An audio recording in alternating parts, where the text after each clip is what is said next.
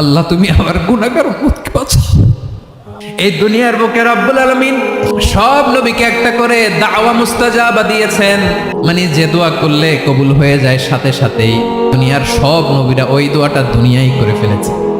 বিশ্বনবী বলবেন, আল্লাহ ওই স্পেশাল দোয়াটা দুনিয়াতে করি নাই, আজকে আমি তোমার দরবারে দাঁড়িয়ে কিয়ামতের দিন ওই দোয়াটা করছি। আল্লাহ আমার যে উম্মতের হৃদয়ে যাররা পরিমাণ ঈমান আছে, আমার একটা উম্মতকেও তুমি জাহান্নামে ঢুকাতে পারবা না।